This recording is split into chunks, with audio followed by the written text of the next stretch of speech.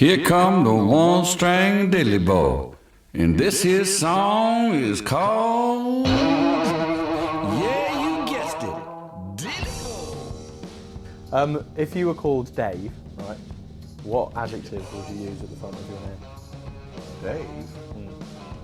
What do you mean, like an adjective? Or Like, instead of- something like for Seasick Steve, Exactly. drunk, Dave. Is that an adjective? Yeah, it's a good one.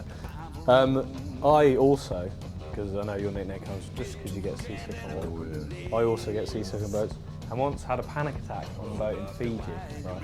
And I was wondering what the worst thing that ever happened to you on the boat was. Puking. Well, actually, the day I got that name, I threw up from 12 till 6 in the morning. And if I could have died, I would have rather. You know, if someone would have said, "You want to puke some more or die?" I'll die. When you were growing up, and how did it feel when you saw people like Bob Dylan and Johnny Cash concocting images of themselves that weren't necessarily true, but were things that you were going through in real life? Well, you know, I didn't know that those guys, or for instance, like Bob Dylan, you know, I didn't know what he had done or not done. But he's so good, you know, he was so good anyway that it almost doesn't matter because he like, something was talking through that guy because, I mean, you know, you don't get to be that famous and write those amazing songs unless something's going on. So, you know, he's just, but you know, it's a little bit funny, like talking about riding a train or something like that, you know, getting on the train. But you know, I don't actually care, you know, about any of that. You know, like Johnny Cash, I believe everything he said, whether he'd been in that place. You know, don't, because I know he had a rough life. Did you do a tour of prisons or anything like Johnny Cash did? I've thought about it, you know, going and playing in a joint, you know, and stuff. I'd have to really think that they'd actually want me there because I already been there. And you know, it's a little ugly. But I thought about going and playing for them soldiers over in Afghanistan or something like that. Them boys over there. I don't know how you do that, but I thought about that, you know.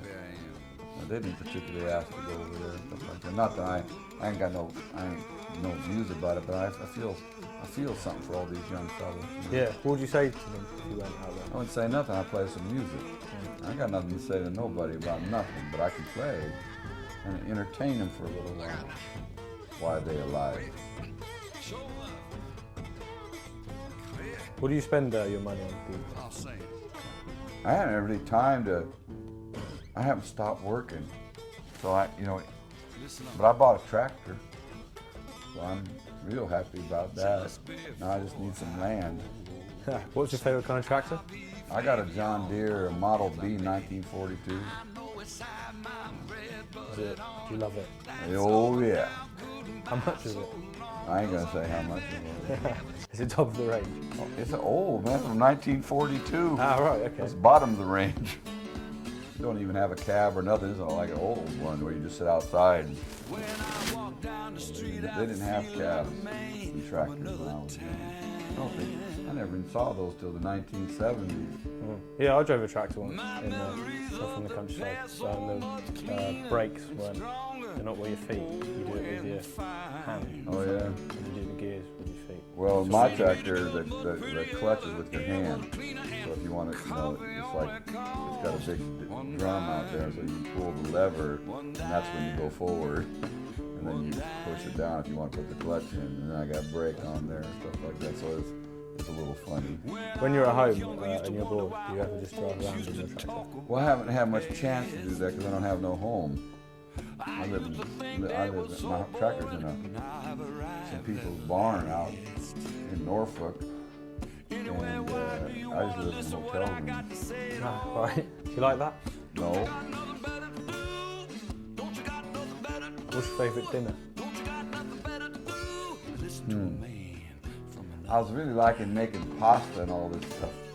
You know, I don't make very good. I like it, but it don't like me so much. start getting fat and things like that, you know. I got to watch my health a little bit, you know. Yeah. Yeah, because you had a heart attack. Yeah, sure did. That's why I drink wine. Instead of what?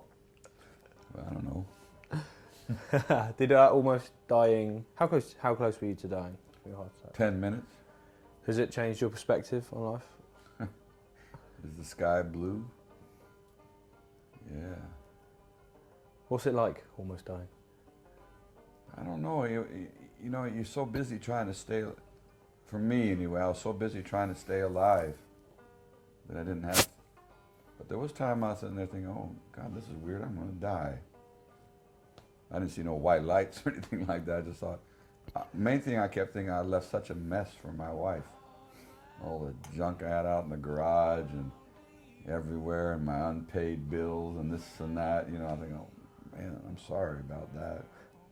But it, you know, I believe that I pay attention more now to being alive. Are you enjoying life now more than ever? Yep. Why? Well, that's the first time I've ever been successful. So, you know, it's been pretty hard most of the time. So, when you're scratching and scraping every month trying to just get the rent, and I had 5 children to raise, you know, it's just nothing but stress. Do you get to enjoy the perks that younger musicians get when they're young and get famous? Like what? To know, you know, girls, drugs, etc. Well, or are you too old for all that? No, I'm too old. But I mean, I've been married almost 28 years, so. But I got all kinds of girls coming up. I think it's the most funniest thing in the, you know, like I'd be like, you know, you all wasting your time here. Do you attract a more mature groupie? Oh no, they all young. I don't even know. I'm not calling them groupies either because they probably know they're safe around me. So all the girls come and hug me and kiss me and stuff. They all like flirting and stuff. But I think they know that I'm just like, you know, they ain't nothing to worry about here with me. And I only drink, so I don't do no drugs. So, and I don't, you know, I have a hard time staying up past 9:30. So I think all the partying things happen at night most of the time. Do you think that your rich life experiences give your music a flavour that it wouldn't otherwise have? Like you're a whiskey or a cheese? That's all it is. I mean, if there's anything that's actually like, yeah, like you say, like rich about the music, it's just like, because I actually sing about what happened to me. And I think it's like full of richness and all that, but I can't believe anyone else does. That's the thing that amazes me. Would you like to think of yourself more as a whiskey or a cheese? Or a wine? Or anything else that gets better days? Yeah, I feel like that, you know, I mean, you know, I got a lot to draw from, you know, but a lot of people who are older have a lot to draw from, but just no one listens. Do you think the music that comes from stuff like the X Factor, in comparison, is like cheap, horrible cider? You know, I got no relationship with that. Does it baffle you? It really does. I mean, I'm sure there's talented people who come on it. I have never watched it, you know, but I know about Idol and things. But the whole thing of it, it just goes against me somehow so hard. How do you think you'd do? I'd rather die. I read today on the internet that the NME once, somewhat harshly, described you as an elderly man pretending to be a tramp. What did you make of that? Or did you know about that? Yeah, they read it to me last year about that. I'm not pretending to be anything, man. You know, that's people not paying attention. I've been a dad for 35 years. When I used to be they don't even know what a tramp is. But when I used to be like wandering around when I was a young man, you know, since that time I've had normal jobs. It's just that when I write songs, I write about the time back then, and I don't know why. I've done it for a long time and no one was interested. So, but I don't give a shit what they think about anything. just because I can. Have you ever played on an Xbox? What? Like a computer game console? What's that? It's like a thing you plug into a telly and then put, a computer game in and play a computer Oh game. no. For my kids, is it like video games? Yeah, yeah. Yeah, no, they play on all the time. Or they used to. They've grown up now. I've seen it. Yeah. Do you ever go on the internet? Yeah, I can do email, things like that.